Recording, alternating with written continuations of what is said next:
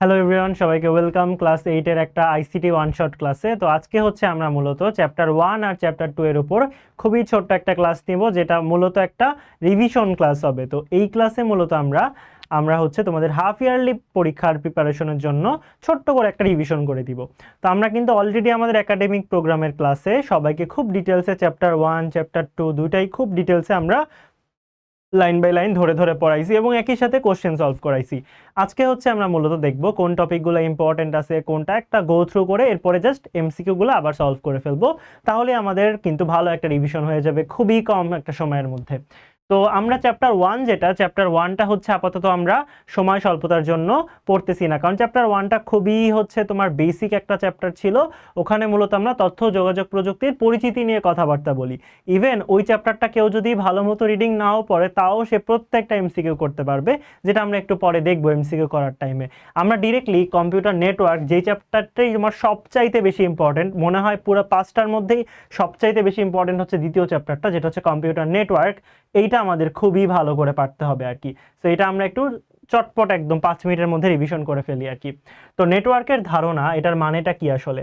নেটওয়ার্কের ধারণা কেন? কারণ তোমার এই যে নেটওয়ার্ক জিনিসটা, এটা কি বোঝায়? এটা বোঝায় যখন অনেকগুলা কম্পিউটার একটা কম্পিউটারের সাথে কানেক্টেড থাকে, তখন এটাকে নেটওয়ার্ক বলা হয়। মানে ধরো তোমার স্কুলের বা কলেজের যখন ল্যাবরেটরিগুলো দেখো না, আইসিটি ল্যাবগুলা, ওখানে কি হয়? অনেকগুলা কম্পিউটার একটা একটার সাথে কানেক্টেড থাকে। কিভাবে কানেক্টেড থাকে এগুলা? বরং প্রত্যেকটা কম্পিউটার হচ্ছে আগে একটা সুইচের সাথে কানেক্টেড থাকে, এই সুইচটা আবার হচ্ছে একটা সার্ভারের সাথে কানেক্টেড থাকে। এই হচ্ছে ঘটনা আর কি। তো যখন এই সার্ভারের সাথে সুইচ কানেক্টেড আর সুইচের সাথে বাকি সবাই কম্পিউটার কানেক্টেড, তখন আমি বলতে পারি যে কম্পিউটারগুলোও একে অপরের সাথে কানেক্টেড। সবাই সবার সাথে ইনফরমেশন শেয়ার করতে পারবে, তথ্য আদান প্রদান করতে পারবে, সব কিছুই কিন্তু করতে পারবে আর কি। আর সার্ভারটাই ওদেরকে কি করে রাখছে? কানেক্ট করে রাখছে। এখন ভাইয়া এটা করলে সুবিধাটা কি? সুবিধাটা হচ্ছে যখন তুমি একটা সার্ভারের সাথে এই প্রিন্টার লাগাবা বা হচ্ছে রাউটারটা লাগাবা, তার মানে হচ্ছে এই প্রিন্টারটা কোনো কম্পিউটারের একার না, বরং এই প্রিন্টারটা ও ইউজ করতে পারবে, ও ইউজ করতে পারবে, ও ইউজ করতে পারবে, এটা সবাই ইউজ করতে পারবে। সো এটাই হচ্ছে নেটওয়ার্কে থাকার একটা সুবিধা, কারণ এখানে সবাই সবার ডেটা অ্যাক্সেস করতে পারবে, সবাই সবার ইনফরমেশন জানতে পারবে, এবং একই জিনিস একটা ডিভাইস দিয়েই সবাই ইউজ করতে পারবে। তো এই প্রিন্টারটা তখন কিন্তু সবাই ইউজ করতে পারবে আর কি, যেহেতু সবাই একটা নেটওয়ার্কের মধ্যে কানেক্ট করা আছে। ওকে, সেম ভাবে ইন্টারনেট বা রাউটার যেটা, এটাও হচ্ছে সবাই ইউজ করতে পারবে আর কি। ক্লায়েন্ট বলতে কি বোঝানো হচ্ছে? ক্লায়েন্ট হচ্ছে এই যে কম্পিউটারগুলো এক একটা ক্লায়েন্ট, কারণ এক একটা কম্পিউটারে কেউ কেউ ইউজ করতেছে, সো তাদের কি বলা হচ্ছে? ক্লায়েন্ট। ঠিক আছে। আচ্ছা, তো নেটওয়ার্ক অ্যাডাপ্টার থাকে, যেটাকে আমরা নেটওয়ার্ক ইন্টারফেস কার্ড বা এনআইসি থাকে, মানে নেটওয়ার্ক অ্যাডাপ্টারের ভিতরে এনআইসি লাগাতে হয়, কারণ এনআইসি যদি না লাগাও তাহলে তুমি নেটওয়ার্ক আসলে বানাইতেই তো পারবা না আর কি। সেক্ষেত্রে রিসোর্সটা কি হবে? রিসোর্সটা হচ্ছে ক্লায়েন্ট যেগুলো ইউজ করে, মানে আমরা যে প্রত্যেকটা ক্লায়েন্ট থাকবো, প্রত্যেকটা ক্লায়েন্ট আমরা যেসব সুযোগ সুবিধা ইউজ করব। যেমন কি হইতে পারে? যেমন ধরো এই যে প্রিন্টার বা ফ্যাক্স মেশিন, এই প্রিন্টারটা আমরা সার্ভারের সাথে লাগাবো। আমরা নেটওয়ার্কে কানেক্ট হইছি কেন? যেন আমরা সবাই একই সুযোগ সুবিধা ইউজ করতে পারি। তো আমরা যখন একটা প্রিন্টারের সুযোগ সুবিধাগুলো নিব, তো প্রিন্টার হচ্ছে সেই রিসোর্সটা হিসেবে কাজ করবে আর কি। ইউজার হচ্ছে ওই যে ক্লায়েন্ট, যেই ক্লায়েন্ট রিসোর্স ব্যবহার করে সেই ইউজার, মানে আমরা সবাই ক্লায়েন্ট। বাট যখন এই একটা ক্লায়েন্ট হচ্ছে প্রিন্টারটা ইউজ করবে, তখন ওই ক্লায়েন্টটাকে আমরা ইউজার বলতে পারবো, যেহেতু সে প্রিন্টারটা ইউজ করতেছে, সেজন্য আমরা ওকে ইউজার বলে থাকবো আর কি। ঠিক আছে। টপোলজি, এখন কথা হচ্ছে এইটাই সবচেয়ে ইম্পর্টেন্ট, 5 স্টার ইম্পর্টেন্ট। টপোলজি মানে কি? এই যে আমরা বলতেছি কম্পিউটারগুলো কানেক্টেড, কথা হচ্ছে ওরা কিভাবে কানেক্টেড কম্পিউটারগুলো। প্রথমটা হচ্ছে বাস টপোলজি। বাস টপোলজিতে এখানে দেখো প্রত্যেকটা কম্পিউটার 6টা আছে। এই 6টা আগে একটা মেরুদণ্ডের মতো একটা, তোমার পিঠে যেরকম মেরুদণ্ড আছে, তো এটাও এরকম একটা মেরুদণ্ডের সাথে আগে কানেক্ট করা, তারপরে আলটিমেটলি সবাই সবার সাথে কানেক্ট হয়েছে। তার মানে এই যে একটা বাসের মতো একটা জিনিস দিয়ে সবাই সবার সাথে কানেক্ট হয়েছে, এই জন্য এটাকে বাস টপোলজি বলে। তার আগে একটু তোমাকে বলে দেই, এখানে কয়েকটা ওয়ার্ড আছে, যেমন প্যান। প্যান মানে হচ্ছে পার্সোনাল এরিয়া নেটওয়ার্ক, মানে তোমার নিজের বাসার মধ্যে তুমি হচ্ছে যখন একটা নেটওয়ার্ক তৈরি করো, যে ওয়াইফাই তারপরে ব্লুটুথ সব কিছু যখন নিজের বাসার মধ্যে ইউজ করো, তখন সেটাকে বলা হয় হচ্ছে প্যান। সেমভাবে স্কুল কলেজ বিশ্ববিদ্যালয় যে সকল নেটওয়ার্ক ব্যবহার করতে দেখা যায়, এগুলো সবই হচ্ছে লোকাল এরিয়া নেটওয়ার্ক বা হচ্ছে ল্যান হবে। সেমভাবে সচরাচর একটা শহরের মধ্যে যেটা ইউজ করবা সেটা হচ্ছে ম্যান হবে, মেট্রোপলিটন এরিয়া নেটওয়ার্ক। আর পুরা দেশ জুড়ে যদি ইউজ করো সেটা হবে ওয়ান বা ওয়াইড এরিয়া নেটওয়ার্ক। ওকে, এবার আসো বাস টপোলজিতে কি কি বলতেছিলাম। বাস টপোলজিতে একটা বড় সুবিধা বা অসুবিধা যেটাই বলো সেটা হচ্ছে তুমি যখন একটা কম্পিউটার, ধরো এই কম্পিউটারটা এই কম্পিউটারের সাথে যোগাযোগ করতে চায়, ও শুধু ওকে ইনফরমেশন পাঠাইতে পারবে না, কারণ ও যখনই ওকে ইনফরমেশন পাঠাতে যাবে ওকে আগে মেরুদণ্ডের মধ্য দিয়ে যেতে হবে না, এই বাসের মধ্য দিয়ে, তখন এটা সবার কাছে চলে যাবে আসলে, এই হচ্ছে কাহিনী। তো এখানে স্পেসিফিক কাউকে তুমি পাঠাইতে পারবা না, কারণ যদি অন্য কাউকে পাঠাইতে চাও সব কম্পিউটারের কাছেই সেটা পৌঁছায় যাবে। এখন তুমি এটাকে ভালো বলো বা খারাপ বলো সেটা পরের বিষয়, কারণ এমন সময় হইতেই পারে অনেক সময় যে তুমি সবাইকেই পাঠাইতে যাচ্ছ, তো সবাইকে আলাদা আলাদাভাবে পাঠানো ঝামেলা, তো যে কোনো একজনকে পাঠাইলে এটা সবার কাছে অটোমেটিক চলে যাবে। তো অনেক সময় এটা কিন্তু ভালোও হইতে পারে। এখন একটা সমস্যা কি, সমস্যা হচ্ছে এটা খালি বাসের উপর নির্ভরশীল, বাস যদি কোনো কারণে অকেজো হয়ে যায় তাহলে তোমার নেটওয়ার্কই শেষ, এটা পুরোটা বাসের উপর নির্ভরশীল। পরে আসে রিং টপোলজি। রিং টপোলজি হচ্ছে এইভাবে, তার মানে প্রত্যেকে আরো দুইজনের সাথে কানেক্টেড। সো এই যে দেখো প্রত্যেকে আরো দুইজনের সাথে কানেক্ট করা কিন্তু, তাই না? তো এই টপোলজিতে থাকা একটা সবাই নির্দিষ্ট দিকে তথ্য যাবে, মানে সব হয় এইভাবে তথ্য যাবে অথবা সবাই এইভাবে তথ্য যাবে আর কি, বুঝছো? তো একটা বিষয় এখানে সবাইকে যে বৃত্তাকারে থাকতে হবে এরকম না, বৃত্তাকার নাও থাকতে পারে, জিনিসটা বর্গাকারও হইতে পারতো, কিন্তু তাও রিং টপোলজি বলবে। রিং মানে যে রিং এর মতো দেখতে এরকম না, রিং মানে ব্যাপারটা বুঝাইছে যে প্রত্যেকে আরো দুইজনের সাথে কানেক্টেড, প্রত্যেকে আরো দুইজনের সাথে কানেক্টেড, এইভাবে যে সংযোগটা থাকবে সেটাকে আমরা বলবো হচ্ছে রিং টপোলজি আর কি। এখন রিং টপোলজিতে একটা বড় সমস্যা আছে, সেটা হচ্ছে যে কোনো একটা কম্পিউটার যদি সমস্যা হয়ে যায়, তার মানে মাঝখান দিয়ে ভেঙে গেল, তার মানে পুরো নেটওয়ার্ক শেষ, কারণ তখন আর এটা রিং টপোলজি নাই, কারণ সবাই সবার সাথে, মানে সবাই দুইজনের সাথে কানেক্ট কিন্তু না, তার মানে যে কোনো একজন নষ্ট হয়ে যাওয়া মানে বলতে পারো যে মোটামুটি পুরো টপোলজি শেষ তোমার। ওকে, তারপর স্টার টপোলজি, এটাই হচ্ছে তোমার একটা বস কম্পিউটার থাকে, এই বস কম্পিউটারের সাথে বাকি সবাই কানেক্টেড থাকে। তো এই যে মাঝখানের যে কম্পিউটার, এটাকে আমরা কেন্দ্রীয় হাব বা সুইচ বলতে পারি আর কি, বুঝছো? তো এই যে কেন্দ্রীয় সুইচ বা সেন্টার যে হাবটা, তো এটার সাথে বাকি সবাই কানেক্ট থাকে।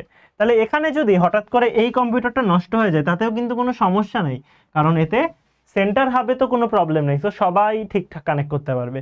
তবে হ্যাঁ, যদি সেন্টার হাবটাই নষ্ট হয়ে যায় তাইলে হইতেছে ঝামেলা হবে। তো সেন্টার হাবটা নষ্ট হইতে দেওয়া যাবে না, ওর উপরে পুরোটা এখানে নির্ভরশীল আর কি। তারপর আছে ট্রি টপোলজি, দেখেই বোঝা যাচ্ছে ট্রি এর মতো, গাছের মতো আর কি, সেটা উপর থেকে আস্তে আস্তে বলতে পারো যে নিচে নামবে। তো এটা হচ্ছে অনেকগুলো স্টার টপোলজিকে একত্র করা, মানে অনেকগুলো স্টার টপোলজিকে একত্র করে আমরা হচ্ছে একটা ট্রি টপোলজি বানাই। বলতে পারো যে এখানে উপরের পার্টটাই যে এতটুক পার্টে বলতে পারো এটাই সেন্টার হাবের মতো কাজ করতেছে, আবার এতটুক হাবে এতটুকের মধ্যে এইটা হচ্ছে একটা সেন্টার হাবের মতো কাজ করতেছে। তো অনেকগুলা স্টার টপোলজি মিলে একটা ট্রি টপোলজি হয়েছে, ব্যাপারটা এরকম। আর সবচেয়ে দামি হবে মেশ টপোলজি, এখানে সবাই সবার সাথে কানেক্টেড, মানে তুমি যে কারোর সাথে যেভাবে খুশি তথ্য পাঠাইতে পারবে। এটা অবশ্যই সবচেয়ে পাওয়ারফুল হবে এবং অবভিয়াসলি সবচেয়ে বেশি দামিও হবে আর কি, কারণ এখানে অনেকগুলা কানেকশন তোমার দিতে হবে, সেটা অনেক বেশি কস্টলি হবে। আর হাইব্রিড টপোলজি হচ্ছে যদি একটার সাথে আরেকটা মিলাও, যেমন এই যে এখানে একটা রিং এর সাথে একটা মেশকে মিলানো হয়েছে, সো এটা একটা হাইব্রিড টপোলজি, দুই প্রকারের টপোলজিকে একসাথে মিলাইছো তুমি। ওকে, এই পার্টটা সবচাইতে ইম্পর্টেন্ট ছিল। এরপরে নেটওয়ার্কের ব্যবহার, এখানে খুবই ইজি কথাবার্তা বলা হয়েছে, নেটওয়ার্ক ব্যবহার করে আমরা টিকিট কাটা থেকে শুরু করে কত কিছু করতে পারি, এরকম কিছু কথাবার্তা বলা হয়েছে। পরে এখানে ড্রপ বক্সের কথা আর কি বলা হয়েছে। তো ড্রপ বক্সে আমরা কি করতে পারি, ড্রপ বক্সে হচ্ছে আমরা কোনো একটা, ধরো যে শুধু যে একটি সফটওয়্যার ব্যবহার করতে পারে তা নয়, একজন মানুষ তার ব্যক্তিগত সবকিছুই নিজের কম্পিউটারে না রেখে অন্য কোথাও রেখে দিতে পারে। তার মানে ড্রপ বক্স হচ্ছে এমন একটা জিনিস যেখানে তুমি তোমার কম্পিউটারের সব কিছু ড্রপ বক্সে জমা রেখে দিতে পারবা। তো এতে করে সুবিধা কি, তোমার কম্পিউটার তোমার সাথে থাকা লাগবে না, তুমি পৃথিবীর অন্য যে কোনো জায়গায় গেলেও তোমার কম্পিউটারের ইনফরমেশন সব ড্রপ বক্স থেকে কিন্তু অ্যাক্সেস করতে পারবা। এখন শুধু ড্রপ বক্স না, এখন ড্রপ বক্সের মতো আরও অনেক কিছুই আছে যেগুলোতে তুমি একই কাজ করতে পারবা। ওকে, তারপর নেটওয়ার্কের আরো কিছু ব্যবহার বলছে, ক্লাউড কম্পিউটিং নামে একটা জিনিস বলছে। সো ক্লাউড কম্পিউটিং হচ্ছে যে কোনো ব্যবহারকারী বা যে কোনো প্রতিষ্ঠান নেটওয়ার্ক ব্যবহার করে কম্পিউটারের সেবা প্রদানকারী প্রতিষ্ঠান থেকে যে কোনো ধরনের সেবা নিতে পারে।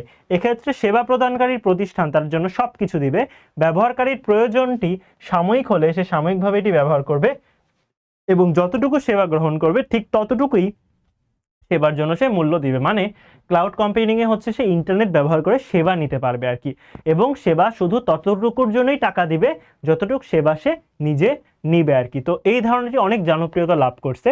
তোমাদের কেউ যদি হটমেল, ইয়াহু বা জিমেল ব্যবহার করো, তাহলে সেটি ক্লাউড কম্পিউটিং ব্যবহার করেই করতেছো আর কি, বুঝছো? তো ক্লাউড কম্পিউটিংয়ে জিমেল যে ইউজ করতেছে, এটাও ক্লাউড কম্পিউটিংয়ের একটা প্রয়োগ বলতে পারো। এরপর সামাজিক যোগাযোগ মাধ্যম, এই সবগুলাই সামাজিক যোগাযোগ মাধ্যম। এই যে টুইটারের নাম ছিল আগে, এখন টুইটার হয়ে গেছে কি এক্স হয়ে গেছে আর কি, এটা আমরা সবাই কিন্তু জানি। এরপরে কিছু যন্ত্রপাতির নাম কিন্তু বলা হয়েছে। প্রথমে আছে হাব আছে। তো এই হাবটা কি?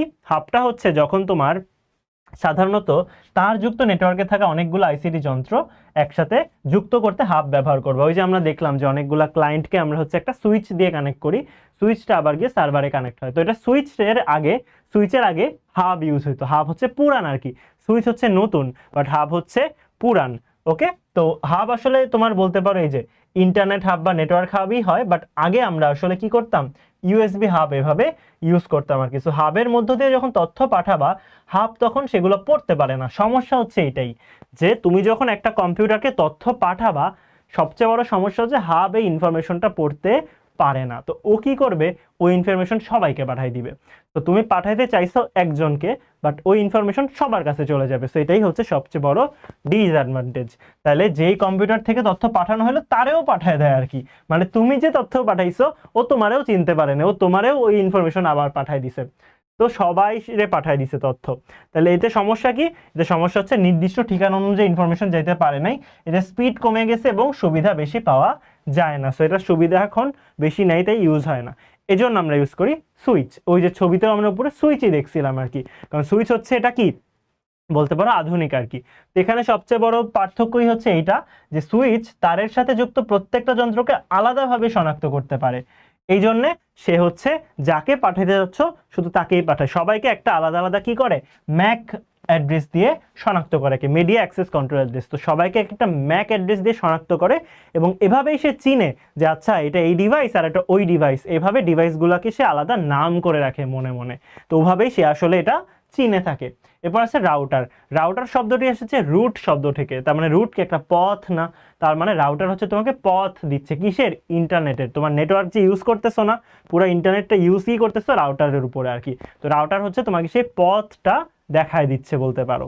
রাউটারের প্রধান কাজটাই হচ্ছে ডেটা বা উপাত্তকে পথ নির্দেশনা দেওয়া। তো ধরো এই যে অস্ট্রেলিয়া অবস্থিত কোনো একটা ফ্রেন্ড তোমাকে ইমেল পাঠাইছে, সো ওই যে ইমেলটা তোমার বাসায় আসবে, তারপর তোমার বাসা থেকে তোমার রুমে, তোমার ফোনে বা কম্পিউটারে যাবে, এই যে পুরো পথ নির্দেশনাটা এটা তোমার রাউটার তোমাকে দিবে। মানে তোমার অস্ট্রেলিয়ার বন্ধুর রাউটার থেকে হয়ে তোমার রাউটারে আসবে, এরপরে এটা তোমার কাছে আসবে আর কি। তো এই পুরা পথের নির্দেশনাটা হচ্ছে রাউটার দেয়। এটা মডেম আসলে অনেক আগে ইউজ হইতো, এখন অত একটা ইউজ হয় না। তো আগে হচ্ছে আমরা ওই যে ইন্টারনেট চালানোর জন্য মডেম ইউজ করতাম আর কি। তো মডেম হচ্ছে ওই যে তো যেরকম আমাদের ফোনে যেরকম গ্রামীণের সিম আছে, বাংলা লিঙ্কের সিম আছে, তো এরকম সিম আমরা মডেমে ঢুকাই তারপরে হচ্ছে ইন্টারনেট চালাই ইউজ করতে পারতাম। তো মডেম কথাটা আসছে দুইটা জিনিস থেকে, একটা মডুলেটর একটা ডিমডুলেটর, দুটা মিলায় হচ্ছে তোমার মডেম হয়েছে আর কি।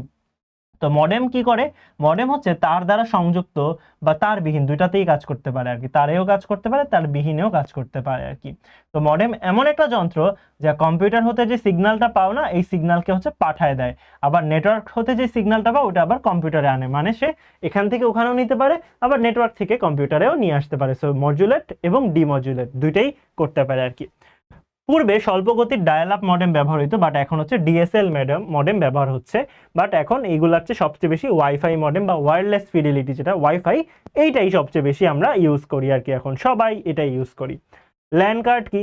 ল্যান কার্ড হচ্ছে যখন অধিক সংখ্যক কম্পিউটারকে একসাথে যুক্ত করব তখন যেই যন্ত্রটা দরকার, মানে এই যে আমরা একাধিক কম্পিউটারকে যুক্ত করতে যাচ্ছি, আমাদের উদ্দেশ্যই তো সেইটা নেটওয়ার্কের মাধ্যমে, এইটা আমরা করি হচ্ছে ল্যান কার্ডের মাধ্যমে। অর্থাৎ আমরা যদি কোনো নেটওয়ার্ক গড়ে তুলতে চাই তাতে অবশ্যই ল্যান কার্ডের প্রয়োজন। সো এই যে ল্যান কার্ড, এই ল্যান কার্ডটা আগে মাদারবোর্ডের সাথেই লাগানো থাকে, এখন এটাই সবচেয়ে ভালো দিক। আগে তোমার আলাদা করে কিনা লাগতো, বাট এখন কম্পিউটারের মাদারবোর্ডে লাগানোই থাকে। সো তোমার কোনো ঝামেলা নেওয়ার প্রয়োজন নাই, তুমি জাস্ট সবগুলা কম্পিউটারকে কানেক্ট করবা সুইচ দিয়ে, তোমার এখানে আলাদা করে ল্যান কার্ড কেনার প্রয়োজন নাই, এটা মাদারবোর্ডে এমনিতেই থাকে।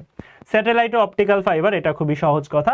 স্যাটেলাইট হচ্ছে কি কৃত্রিম উপগ্রহ, তার মানে আমাদের পৃথিবীর চারপাশে আমরা হচ্ছে মানুষ যে কৃত্রিম উপগ্রহগুলা বানাইছি, এগুলা বানায় আমরা হচ্ছে এগুলাকে পাঠায় দিই ওখানে, এবং এই কৃত্রিম উপগ্রহগুলার তোমার পর্যায়কাল মানে ঘুরতে কতক্ষণ টাইম লাগে এইটাকে পর্যায়কাল বলা হয়।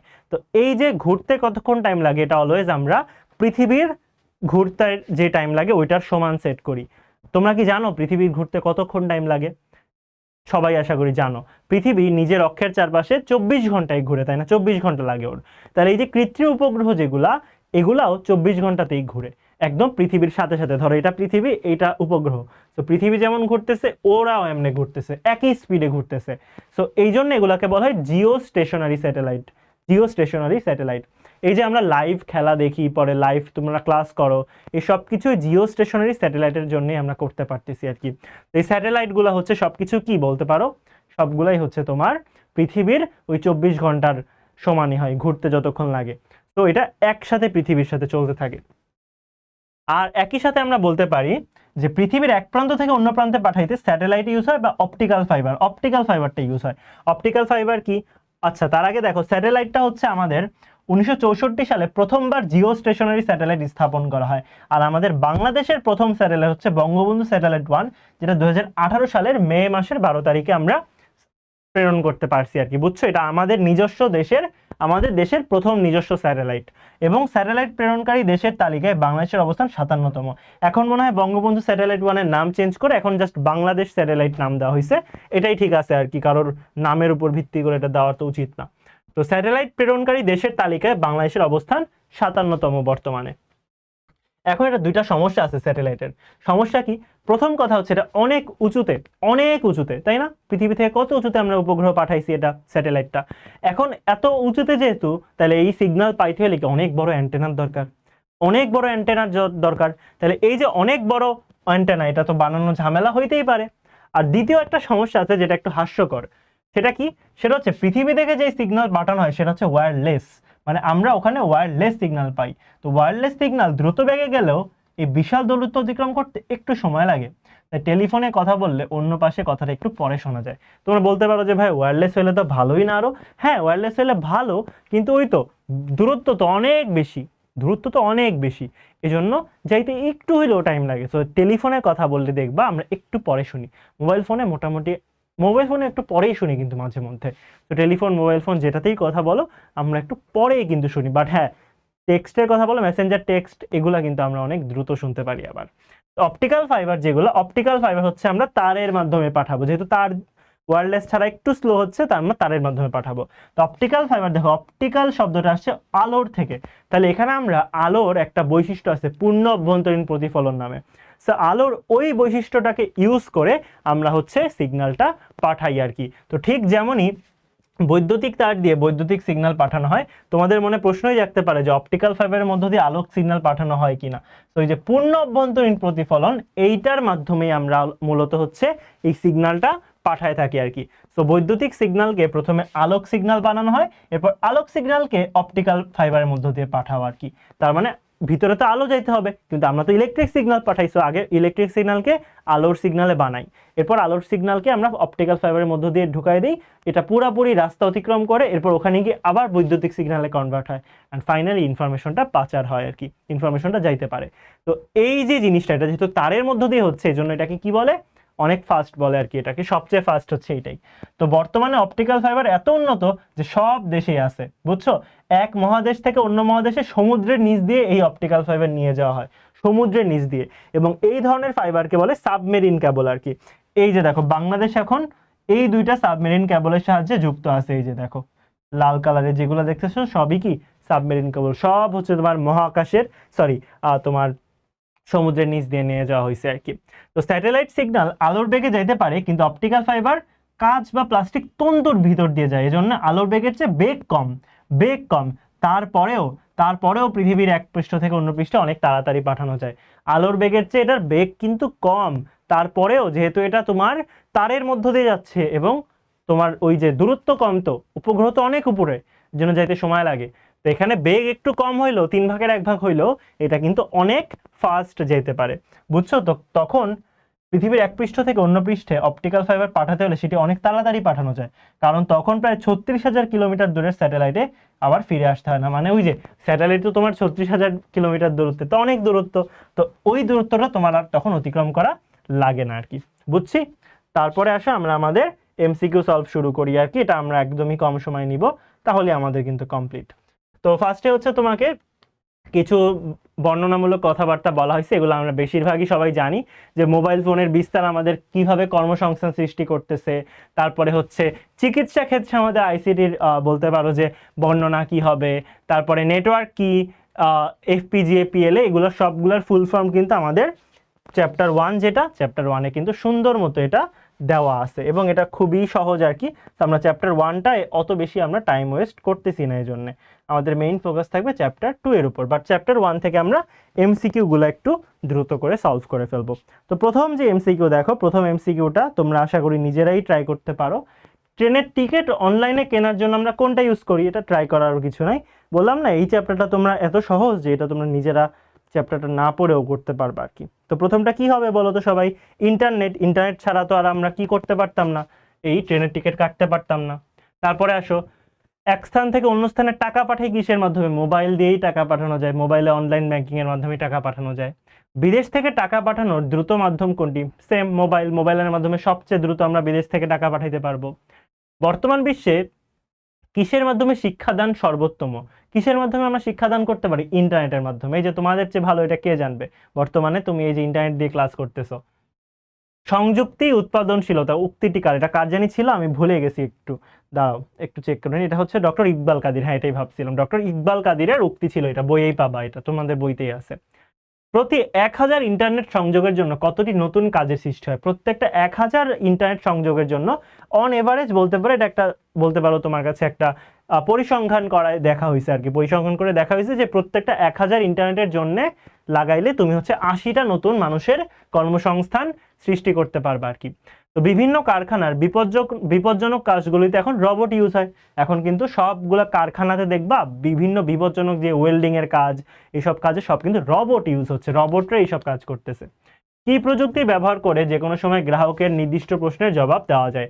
ইন্টারেক্টিভ ভয়েস প্রযুক্তি। এটা ইউজ করে কিন্তু খুব সহজেই তুমি এখন গ্রাহকের নির্দিষ্ট প্রশ্নের জবাব দিতে পারবা আর কি। বর্তমানে বাংলাদেশের সবচেয়ে বড় প্রযুক্তি বিষয়ক কোম্পানি কোনটি? প্রযুক্তি বিষয়ক সবচেয়ে বড় কোম্পানি, খুব সহজ এটা, অবশ্যই এখানে সবচেয়ে বড় কোম্পানি কি? মোবাইল কোম্পানিগুলা। কোনো সন্দেহ আছে এখানে? মোবাইল কোম্পানিগুলাই সবচেয়ে যে বড় তথ্য প্রযুক্তির কোম্পানি হবে? কোনো সন্দেহ নাই, কারণ এখানে আমরা এমন কোনো মানুষ নাই পৃথিবীর আমাদের দেশে যে আমরা হচ্ছে কি করি, মোবাইল ইউজ করি না। ঠিক আছে। এক দেশের কাজ অন্য দেশের কর্মীর মাধ্যমে সম্পন্ন করা, এটা একটা সুন্দর কোশ্চেন। এক দেশের কাজ অন্য দেশের মাধ্যমে সম্পন্ন করাচ্ছ, এটাকে কি বলে? আউটসোর্সিং বলে। এবং যে এই কাজটা করে তাকে বলা হয় ফ্রিল্যান্সার। মানে যে করে তাকে বলে ফ্রিল্যান্সার, আর যে হচ্ছে কাজটা করায় তাকে আউটসোর্সিং বলা হয়, মানে কাজটাকে আউটসোর্সিং বলে আর কি। আর যে কাজটা করে দিচ্ছে সে হচ্ছে কি? ফ্রিল্যান্সার। নিচের কোনটি আউটসোর্সিং এর ওয়েবসাইট? আউটসোর্সিং এর কয়েকটা ওয়েবসাইট আছে, এর মধ্যে ওই যে elance.com মেবি একটা ওয়েবসাইট, হ্যাঁ elance.com, পরে হচ্ছে তোমার freelancing.com মনে হয় আছে, পরে আরো একটা আছে আমি নাম ভুলে গেছি এখন। ওগুলো সবই ফ্রিল্যান্সিং এর ওয়েবসাইট আর কি। ওকে, ইউনিলিভার কোম্পানিতে 1 মাস আগেও কর্মীদের উপস্থিতির সময়কাল, বেতন এগুলো ছিল, কিন্তু বর্তমানে বেতন ভাতাদি হিসাবে ইত্যাদি ব্যবহারের মাধ্যমে স্বল্প কর্মী দিয়ে কাজ করতে হচ্ছে। তো স্বল্প কর্মী দিয়ে কাজ করার জন্য স্বয়ংক্রিয় যন্ত্র একটা হইতে পারে, বেতন ভাতাদি হিসাবের সফটওয়্যার ইউজ করতে পারো। হ্যাঁ, তাহলে তো প্রথম দুইটাই তো কারেক্ট হচ্ছে না বলো তো? প্রথম দুইটাই কিন্তু আমাদের কারেক্ট হচ্ছে, আর অ্যান্টিভাইরাসের তো কিছু নাই এখানে, প্রথম দুইটাই কারেক্ট। তারপর কি আছে? বলছে যে কর্ম দিয়ে কাজ সম্পন্ন করতে পারছে, স্বল্প কর্মীতে কাজ সম্পন্ন করার জন্য উক্ত কোম্পানিতে কি ইউজ করা হচ্ছে? অবভিয়াসলি তথ্য প্রযুক্তি ইউজ করা হচ্ছে, তথ্য প্রযুক্তি ইউজ করতেছে, রোবট ইউজ করতেছে এগুলা। মানুষ একে অপরের সাথে যোগাযোগ করার পদ্ধতি কয় প্রকার? একে অপরের সাথে যোগাযোগ করার পদ্ধতি হচ্ছে দুই প্রকার, একটা সামনাসামনি করতে পারো, আরটা হচ্ছে সোশ্যাল মিডিয়ার মাধ্যমে। একমুখী পদ্ধতিকে ইংরেজিতে বলা হয়, আচ্ছা এখানে মনে হয় যোগাযোগেরটা একমুখী আর দ্বিমুখীর কথা বলা হয়েছে আর কি। একমুখী মানে হচ্ছে যে যোগাযোগ বলতে আমি খালি বলবো, তুমি খালি শুনবা, তুমি বলতে পারবা না। আর ব্রডকাস্ট, ওটা হচ্ছে ব্রডকাস্ট। আর দুইমুখী যেটা মাল্টিকাস্ট, ওখানে হচ্ছে তুমি বলতেও পারবা শুনতেও পারবা আর কি। তো এই যে যখন একমুখী পদ্ধতি, এটাকে বলে ব্রডকাস্ট, রেডিওর মতো আর কি। রেডিও হচ্ছে এটার একটা সবচেয়ে ভালো উদাহরণ বলতে পারো। রেডিওতে কি হয়? রেডিওতে একজন খালি বলে আর মানুষ আমরা খালি শুনি, তো এটা কিন্তু বলতে পারো ব্রডকাস্ট হয়। আর দ্বিমুখী পদ্ধতির উদাহরণ কি হইতে পারে? দ্বিমুখী বলছে, তাহলে দ্বিমুখীতে কি হইতে পারে? টেলিভিশন, রেডিও, টেলিফোন না পত্রিকা? নিচের তিনটাই তো কি? নিচের তিনটাই ব্রডকাস্ট, কারণ এখানে খালি শুনতে পারো আর পত্রিকায় তো শুনতেও পারো না, পত্রিকায় পড়া লাগে, তো এখানে হবে টেলিফোন। টেলিফোনে দুইটাই করা যায়। বাংলাদেশে অবস্থিত একটা আন্তর্জাতিক প্রতিষ্ঠান আছে, তাদের নিয়োগ বিজ্ঞপ্তি সরাসরি তাদের ওয়েবসাইটে প্রকাশ করলো, এবং কেউ যাতে তাদের নিকট চাকরির আবেদন পত্র পাঠাতে পারে সেজন্য ওয়েবসাইটে একটি অ্যাড্রেস দিয়ে দিল। উদ্দীপকে প্রতিষ্ঠানের নিয়োগ বিজ্ঞপ্তি ওয়েবসাইটে প্রকাশ করার কারণ হলো বিশ্বের যে কোনো স্থান থেকে আবেদন করা যাবে, শুধু বাংলাদেশ থেকে আবেদন করা যাবে না, সবাই আবেদন করতে পারবে, সো 1 ও 3 হবে আর কি। তো এখন বলছে উক্ত প্রতিষ্ঠানে আবেদনপত্র পাঠানোর জন্য ব্যবহৃত অ্যাড্রেসটা কোনটা হবে। তো তুমি বলো, তুমি নিজেই বলো, তুমি কোন এইসব জায়গায় যে তুমি যখন আবেদন করবা, তুমি কি ইমেল ইউজ করবে না, তোমার তোমার ইমেল অ্যাড্রেস ইউজ করে তুমি হচ্ছে আবেদনগুলো করবা। খুব সহজ কথা। কোনো ব্যবসা প্রতিষ্ঠানের বিভিন্ন দপ্তরগুলোর মধ্যকার নিজস্ব, আচ্ছা ইন্টারনেট মানে হচ্ছে তোমার সবাই সবার সাথে কানেক্টেড, পৃথিবীর এই মানুষটা পৃথিবীর ওই চিপার ওই মানুষের সাথেও কানেক্টেড, ইন্টারনেট। আর একটা দপ্তরের মধ্যে নিজস্ব কিছু মানুষ একে অপরের সাথে কানেক্টেড, সো এটাকে আমরা ইন্ট্রানেট বলতে পারি। ইন্ট্রা মানে নিজেদের মধ্যে, আর ইন্টার মানে সবাই সবার সাথে। তো ওই যে বলে না ইন্ট্রা স্কুল স্কুল টুর্নামেন্ট, মানে নিজের স্কুলের মধ্যে সেকশন এর সাথে সেকশন বি এর টুর্নামেন্ট হচ্ছে এরকম।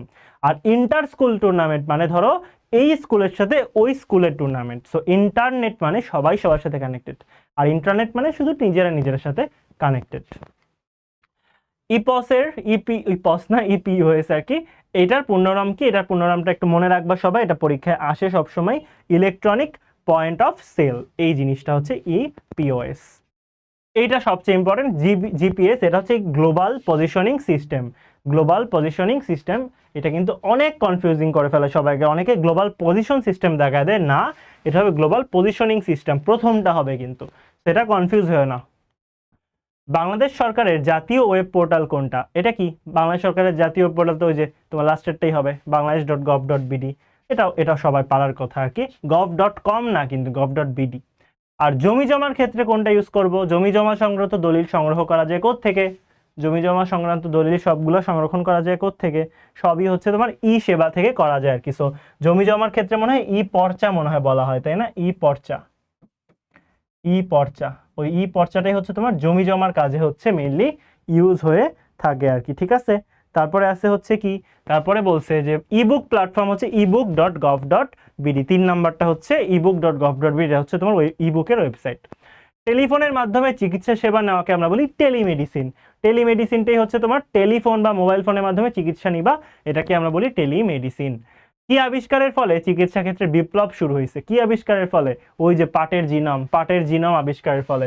তো আমাদের দেশের বিজ্ঞানীরা কিন্তু তোমার পাটের জিনোম আবিষ্কার করছে, সো ওই পাটের জিনোমটাই আবিষ্কার করার ফলেই কিন্তু আমাদের আসলে কি হয়েছে, আমাদের আসলে তোমার বলতে পারো এই চিকিৎসা ক্ষেত্রে বিপ্লব হয়েছে আর কি।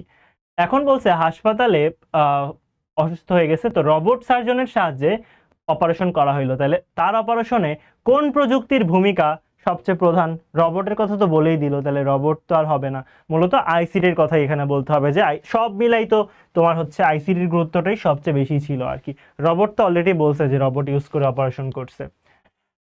হিগস বোজনের অস্তিত্ব প্রমাণের জন্য এক্সপেরিমেন্টের তথ্য, এটা মনে হয় তোমাদের বইতে নাই, তোমরা এটা স্কিপ করতে পারো, এটা ওই যে আগের বইগুলাই ছিল আর কি, জিএসসি পরীক্ষা 2014। নাসার বিজ্ঞানীরা মহাকাশ নিয়ে উচ্চতর গবেষণার জন্য খুব শক্তিশালী একটা কম্পিউটার তৈরি করলো, এই কম্পিউটারের নাম হচ্ছে সুপার কম্পিউটার, খুব শক্তিশালী কম্পিউটার, এটাই সেই প্রথম আবিষ্কার হয়েছিল, অনেক বিশাল রুম নিয়ে গঠিত আর কি, একটা মানে 10-12টা রুমের সমান একটা রুম, ওই রুমের পুরাটা জুড়ে হচ্ছে সুপার কম্পিউটার। আর এখন তো ছোট্ট একটা টেবিলে এতটুকুর মধ্যেই কম্পিউটার তৈরি হয়ে যায়। বলছে যে সোলাইমান ফেসবুকের একটা পেজে মন্তব্য করছে যে তথ্য প্রযুক্তি মানুষের মধ্যে জন্ম দিতে শুরু করেছে। উদ্দীপকের নতুন পৃথিবী বলতে বোঝানো হয়েছে কি? নতুন পৃথিবী কি দরিদ্র ধনী? না, এটা হচ্ছে ভার্চুয়াল জগৎ। এই যে পুরা দুনিয়াটা ইন্টারনেটের মাধ্যমে কানেক্টেড, সো এটাকে বলা হয় ভার্চুয়াল দুনিয়া। তো এই ভার্চুয়াল জগৎটাকেই সে নতুন দুনিয়া বলতেছে। এরপরে আসো আমাদের হচ্ছে পরের যে চ্যাপ্টারটা, নেটওয়ার্কের যে চ্যাপ্টারটা, এটা হচ্ছে সবচেয়ে ইম্পর্টেন্ট আর কি। সো এইখান থেকে আমরা এখন কোশ্চেন সলভ করব। টপোলজির যে চ্যাপ্টার, এটা করলে আমাদের আজকে ছুটি, ঠিক আছে? ওকে, আসো তাহলে শুরু করি। আমরা খুব বেশি যে এমসিকিউ করবো এরকম না, আচ্ছা 20টার মতো করবে এখান থেকে, কারণ আমরা অলরেডি চ্যাপ্টারটা কিন্তু থিওরি থেকে বেশি ইম্পর্টেন্ট, আর এমসিকিউগুলো তাহলে এমনিতেই পারবা যদি থিওরি ভালো মতো পারো। কোনটি নেটওয়ার্কের সবচেয়ে বড় ব্যবহার? নেটওয়ার্কের সবচেয়ে বড় ব্যবহার কি হইতে পারে? প্রসেসিং সংগ্রহ না, বিভিন্ন স্থানে পৌঁছে দেওয়া, সবচেয়ে কাজই হচ্ছে কি বিভিন্ন স্থানে পৌঁছে দেওয়া। আর এখানে বলছে তথ্যকে কার্যকরভাবে ব্যবহার করা, কার্যকরভাবে ব্যবহার করাও হইতে পারে আর কি। এটা যদি বইয়ে ডিরেক্ট লাইন থেকে থাকে তোমাদের সবচেয়ে বড় ব্যবহার, তাহলে এটা হবে আসলে। আর এমনিতে বিভিন্ন স্থানে পৌঁছে দেওয়া, এটাও কিন্তু নেটওয়ার্কিং এর অনেক বড় একটা কাজ, কারণ নেটওয়ার্কিং মানেই সবাই সবার সাথে কানেক্টেড। তো বিভিন্ন স্থানে তথ্য পৌঁছায় দিচ্ছ, এটা হচ্ছে অনেক ইম্পর্টেন্ট কাজ, বাট সবচেয়ে বড় কাজ হয়তো এটাই লেখা ছিল, তথ্যকে কার্যকরভাবে ইউজ করতে পারতে হবে। মানে খালি পৌঁছায় দিলেই তো হইলো না, তোমার সেটা ইউজ তো করতে পারতে হবে, ওই জন্য হয়তো এটা বলা হয়েছে আর কি। নিচের কোনটির ক্ষেত্রে সাধারণ ও ক্ষমতাশালী উভয়ের অধিকার সমান? এইটা কি হবে? খুব সহজ কথা, পৃথিবীর যে কোনো তথ্য সম্পর্কে তোমার কি হবে, পৃথিবীর যে কোনো তথ্য সম্পর্কে সবার সেম জানার অধিকার আছে। তথ্য অধিকার আইনে এটা বলা আছে যে ইনফরমেশনের অধিকার সবার সেম হবে। কোনটির মাধ্যমে তথ্যকে উপস্থাপন করা হয়? তাহলে তথ্যকে উপস্থাপন করা হয় নেটওয়ার্কের মাধ্যমে, নেটওয়ার্কের মাধ্যমে। কাগজে সংরক্ষণ করা তথ্য বর্তমানে কোথায় সংরক্ষণ করে? খুব সহজ, কাগজে সংরক্ষণ যেটা আগে করতাম, এখন আমরা কোথায় সংরক্ষণ করি? সব ডেটাবেজে সংরক্ষণ করি, ওয়েবসাইটে ডেটাবেজে সংরক্ষণ করি। এখানে কম্পিউটারের হার্ড ডিস্কেও চাইলে বলা যায়, কিন্তু কম্পিউটারের হার্ড ডিস্কেও বলা যায়, বাট মেইনলি এখানে আসলে ওই যে ওয়েবসাইটে যখন আমরা ব্রাউজ করি, চ্যাট করি, পোস্ট দিচ্ছি, স্টোরি দিচ্ছি, সব কিছু এগুলো যে ডেটা, এগুলো কোথায় যাচ্ছে? এগুলো সব ফেসবুক, ইনস্টাগ্রাম এদের সার্ভারে জমা হচ্ছে, এদের ডেটাবেজে জমা হচ্ছে। সো ওই হিসেবে এটা ডেটাবেস বলছে আর কি। আর এমনিতে পার্সোনাল ইনফরমেশন যখন আমরা কেউ সেভ করে রাখি, ওটা কিন্তু কিসে করি? ওটা কিন্তু আমরা কম্পিউটারেই করি। বর্তমানে তথ্য সংরক্ষণ করা হয় কিসে? সবই হচ্ছে ডেটাবেজে করা হয়। বর্তমানে সবার কাছে তথ্য দ্রুত পৌঁছে দেওয়া হয় কিসের মাধ্যমে? নেটওয়ার্কের মাধ্যমে। নেটওয়ার্কের মূল কম্পিউটারটাকে কি বলে? ওই যে মাঝখানে যেটা থাকে এটাকে কি বলে বলো তো? মাঝখানের কম্পিউটারটাকে আমরা কি বলি? সার্ভার, হাব, সুইচ না রাউটার? সার্ভার, হাব, সুইচ না রাউটার? অবভিয়াসলি কি সার্ভার বলি না? সার্ভার কিন্তু নিজেই একটা কম্পিউটার, সার্ভার কিন্তু নিজেই একটা কম্পিউটার। এই যে তোমার এতগুলো কম্পিউটার থাকে, ওগুলো আগে কার সাথে কানেক্ট হয়? ওগুলো আগে সুইচের সাথে কানেক্ট হয়, সুইচটা গিয়ে হচ্ছে তোমার সার্ভারের সাথে গিয়ে লাগে। তো সার্ভার কিন্তু নিজেই একটা কম্পিউটার। তো সার্ভার নষ্ট হওয়া মানে তোমার নেটওয়ার্কই শেষ আর কি। তো সার্ভারটা নষ্ট হইতে দেওয়া একেবারেই যাবে না আর কি, বুঝছো জিনিসটা? সার্ভার কি? ওই তো বললাম, সার্ভার কি? শক্তিশালী কম্পিউটার। সার্ভার নিজেই একটা শক্তিশালী কম্পিউটার, কিন্তু সার্ভার নিজেই একটা কি শক্তিশালী কম্পিউটারই হবে। সার্ভার নিজেই একটা কি শক্তিশালী কম্পিউটার, ঠিক আছে? আচ্ছা, তারপর আসো, কম্পিউটার নেটওয়ার্কের জন্য ন্যূনতম কয়টা কম্পিউটার প্রয়োজন? ন্যূনতম কয়টা? এটা খুবই সহজ কথা, তুমি দুইটা কম্পিউটার ছাড়া নেটওয়ার্ক করতে পারবা জীবনে? একটা দিয়ে কি নেটওয়ার্ক হয়? মিনিমাম দুইটা তো লাগবেই। একটা নেটওয়ার্কে কয়টা সার্ভার থাকতে পারে? সার্ভার অসংখ্য থাকা পসিবল আর কি। সার্ভার যে একটাই থাকতে হবে এরকম না। তোমার ধরো স্কুল কলেজের সবগুলো কম্পিউটার একজন একজনের সাথে কানেক্টেড, সো একদম নিচতলার কম্পিউটার, উপরতলার কম্পিউটার সবাই একটা সার্ভার দিয়ে যে হবে এরকম না, একাধিক সার্ভার লাগানো লাগতেই পারে। সো অসংখ্য সার্ভার থাকতে পারে। কোন টপোলজিতে একটা মূল লাইনের সাথে সব কম্পিউটারকে, মূল লাইন এই যে তোমার মূল লাইন, তার সাথে তুমি সবাইকে লাগাই দিচ্ছ, এটা কোনটা? Bus topology. মেরুদণ্ডর সাথে কানেক্টেড সবাই। তারপরে প্রত্যেকটা কম্পিউটার অন্য দুইজনের সাথে কানেক্টেড, প্রত্যেকে আরো দুইজনের সাথে কানেক্টেড, এটা কোনটা হবে? এটা হচ্ছে আমাদের রিং টপোলজি। তারপরে তথ্য সংরক্ষণ ও ব্যবহার করা যায় কোনটির মাধ্যমে? ইন্টারনেটের সাথে তথ্য সংরক্ষণও করতেছে, ব্যবহার এটা কি? ওই যে তোমার ড্রপ বক্সের মাধ্যমে, তাই না? ড্রপ বক্সে আমরা কিন্তু এটা করতে পারি, ড্রপ বক্সে কিন্তু আমরা এরকম আমাদের তথ্য সংরক্ষণও করতে পারি, আবার হচ্ছে ইউজও করতে পারি পৃথিবীর যে কোনো প্রান্তে গিয়েই। নিচের কোনটি সঠিক? ড্রপ বক্স, আচ্ছা এটা তো অপশন দেওয়া নাই আর কি, এটা ঝামেলা আছে, এটা বাদ। নতুন পৃথিবীর সম্পদ হচ্ছে তথ্য, তথ্য ছাড়া আমাদের পৃথিবীর আর কোনো সম্পদ নেই, সবচেয়ে বড় সম্পদই এটা। বর্তমানে সামাজিক যোগাযোগ হচ্ছে টুইটার হবে, ফেসবুক হবে, গুগল না, গুগল তো তোমার হচ্ছে সার্চ ইঞ্জিন। প্রথম দুইটা হচ্ছে তোমার সোশ্যাল মিডিয়া, আর এটা কি? এটা হচ্ছে search engine. So search engine তো আর তোমার সোশ্যাল মিডিয়া হবে না, এটা আলাদা, সার্চ ইঞ্জিন এটা আলাদা হবে। তো 1 আর 2 হচ্ছে তোমার আনসার। সামাজিক যোগাযোগ মাধ্যম, তো একই কোশ্চেন চলে আসছে এখানে, গুগল হবে না, এটা ভুল আছে আর কি, এটা গুগল না, এটা হবে 1 আর 2। নিচের কোন ডিভাইসটি নির্দিষ্ট ঠিকানা অনুযায়ী তথ্য পাঠায়? এই তো নির্দিষ্ট ঠিকানা মানে ঠিকানা বুঝে তথ্য পাঠায়, কে হবে এটা? সুইচ হবে, সুইচ। কারণ তোমার হাব কিন্তু এটা পারে না, আর সুইচ কিন্তু ম্যাক অ্যাড্রেসের সাহায্যে এটা শনাক্ত করতে পারে, মিডিয়া অ্যাক্সেস কন্ট্রোল অ্যাড্রেস বা ম্যাক অ্যাড্রেস। এই ম্যাক অ্যাড্রেসের মাধ্যমে সে সবাইকে আলাদা আলাদা নাম দিয়ে দেয়, বলতে পারো ওর নাম আলাদা, ওর নাম আলাদা, এই নাম দিয়ে সে আসলে এটা পাঠাইতে পারে। রাউটারের প্রধান কাজ কি? ওই যে নির্দেশনা দেওয়া। রাউটার কি করে? একটা নেটওয়ার্ক ডিভাইস পথ নির্দেশন দেয়, অপরিহার্য। সো এখানে কিন্তু ইন্টারনেট চালানোর জন্য এটা অপরিহার্য, এটা 1 আর 2 না, এটা হচ্ছে 1 2 3 হবে। এখন দেখো 1 আর 2 এখানে বলতে পারো কোন হিসেবে, যে তোমার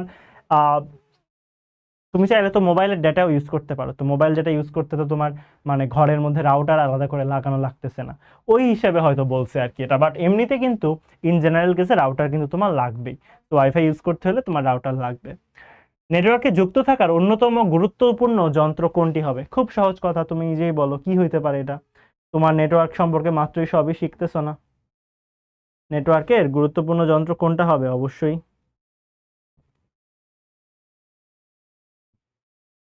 নেটওয়ার্কের গুরুত্বপূর্ণ যন্ত্র কোনটা হওয়া উচিত? অবশ্যই এখানেও মনে হয় আনসারে ভুল দেওয়া আছে। এটাও কি হবে? এটা হবে হচ্ছে তোমার সবচেয়ে গুরুত্বপূর্ণ যন্ত্র না, এটা কি হবে? এটা হবে হচ্ছে তোমার মডেম দেওয়া আছে, এটা মডেম তো অবভিয়াসলি না, এটা তোমার রাউটারই হবে, ইন্টারনেট ইউজ করার জন্য গুরুত্বপূর্ণ যন্ত্র। কি কারণে স্যাটেলাইট পৃথিবীর চারদিকে ঘুরে? আছে এটা তোমরা একটু বড় হইলে শিখবা, এটাকে বলা হয় অভিকর্ষণ বল। সো অভিকর্ষণ বলের কারণে মূলত চারপাশ দিয়ে হচ্ছে এই জিনিসটা ঘুরতে থাকে, এটা মাধ্যাকর্ষণ না, এটা হবে অভিকর্ষণ বল।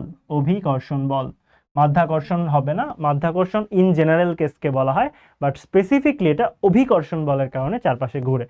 ওকে, দুইটাই কারেক্ট হয় এখানেও, বাট ওই তো স্পেসিফিক হচ্ছে প্রথমটা। স্যাটেলাইট কত সময় ঘুরলে? অবশ্যই এই যে বলছিলাম 24 ঘন্টায় ঘুরতে হবে, তাহলেই এটাকে কি বলবো? জিও স্টেশনারি স্যাটেলাইট বলবো। সো জিও স্টেশনারি স্যাটেলাইট গুলো হচ্ছে তোমার এইভাবে ঘুরতে থাকে আর কি, ঠিক আছে, একদম সেম টাইমে। যেহেতু পৃথিবী 24 ঘন্টায় ঘুরতেছে, স্যাটেলাইটও 24 ঘন্টায়, তো মনে হবে এই দুইটা একে অপরের সাপেক্ষে স্থির আছে। স্যাটেলাইটকে পৃথিবী থেকে কত কিলোমিটার দূরে রাখা হয়? 36,000 কিলোমিটার দূরে, এটা মনে রাখো, 36,000 কিলোমিটারে। বঙ্গবন্ধু স্যাটেলাইট হচ্ছে 12ই মে মাসে ছিল, এই যে মে মাসে হচ্ছে উদ্বোধন করা হয়েছিল এটা।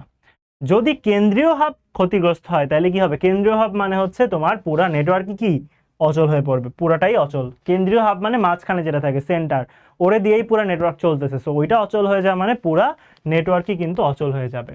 রাউটারের কাজ করার পদ্ধতি ব্যাখ্যা করো। এটা তো জাস্ট সিম্পল, তোমার কি করে, ওইটা হচ্ছে দিক নির্দেশনা দেয়, তোমার পথের দিক নির্দেশনা দেয়, এর মাধ্যমে সে হচ্ছে তোমার নেটওয়ার্কটাকে ওই যে অস্ট্রেলিয়ার বন্ধুর থেকে তোমার বাসায় নিয়ে আসে, তারপর আবার তোমার রুমে নিয়ে যায়, এরকম আর কি। এই যে পুরাটা লেখা আছে এখানে। অপটিক্যাল ফাইবারের মাধ্যমে, এটা তো খুব সুন্দর করে আমরা পড়ছি, সরু কাচের তন্তু থাকে, তার মধ্য দিয়ে হচ্ছে আমরা কি করি? বৈদ্যুতিক সিগন্যালকে আলোক সিগন্যাল বানাই, আলোক সিগন্যাল আগে ওখানে যায়, ওখানে গিয়ে আলোক সিগন্যালকে আবার বৈদ্যুতিক সিগন্যাল বানায়, ফাইনালি তথ্যটা পাঠানো হয়। এখানে আলোর বেগের 3 ভাগের 1 ভাগ থাকে বেগ, তারপরেও কোনো সমস্যা নাই আর কি, কারণ এটা অনেক ফাস্ট হয়। কারণ স্যাটেলাইটে তো অনেক উপরে, তো স্যাটেলাইট কিন্তু আলোর বেগের হইলেও যাইতেই সময় লাগে, আর এখানে যেহেতু তুমি পানির নিচ দিয়ে নিয়ে যাচ্ছ, দূরত্ব অত বেশি হয় না। নেটওয়ার্ক বলতে কি বোঝায়? এটা তো সহজ। রিসোর্স কি? রিসোর্স হচ্ছে যে ধরো একটা ক্লায়েন্ট আছে, এই ক্লায়েন্ট যখন কোনো একটা সুবিধা নিচ্ছে, ওই যে ধরো প্রিন্টারটা ইউজ করতেছে, তখন ওই ক্লায়েন্টকে আমরা বলবো ইউজার, কারণ সে প্রিন্টার ইউজ করতেছে আর কি। আর রিসোর্স কোনটা হবে? রিসোর্স হচ্ছে প্রিন্টারটাকে আমরা বলবো রিসোর্স, মানে ক্লায়েন্টরা যেসব সুযোগ সুবিধা নিতে পারে সেটাকে বলা হয় রিসোর্স। প্রোটোকল কি? প্রোটোকল হচ্ছে ওই যে আইপি অ্যাড্রেস, ইন্টারনেট প্রোটোকল। তো প্রোটোকল হচ্ছে কম্পিউটারের কিছু উপাদান বা নিয়ম কানুন বলতে পারো। সো প্রোটোকল হচ্ছে নিয়ম কানুন। তো নেটওয়ার্ক বানানোর যে নিয়ম কানুনগুলো আছে, এগুলোকে আমরা বলতেছি হচ্ছে প্রোটোকল। এই যে নির্দিষ্ট কিছু নিয়ম মেনে চলতে হয়, এই নিয়ম মেনেই তোমার ম্যাক অ্যাড্রেস থেকে বলো সব কিছু তোমার নামকরণ করা হয়, এবং ওই নিয়ম মেনেই সব নেটওয়ার্ক তোমাকে বানাইতে হবে আর কি, এটাই প্রোটোকল। তো ঠিক আছে, সবাইকে ধন্যবাদ এত সুন্দর একটা লাইভ ক্লাস রেকর্ড ক্লাস করার জন্য। তো আমরা চেষ্টা করছি অনেক কম টাইমের মধ্যে সুন্দর মতো সবাইকে 2টা চ্যাপ্টার রিভাইজ করে দেওয়ার আর কি। তো সবাইকে অনেক অনেক ধন্যবাদ, আশা করি সবার পরীক্ষা অনেক ভালো হবে। সবাই ভালো থাইকো, আল্লাহ হাফেজ, টাটা।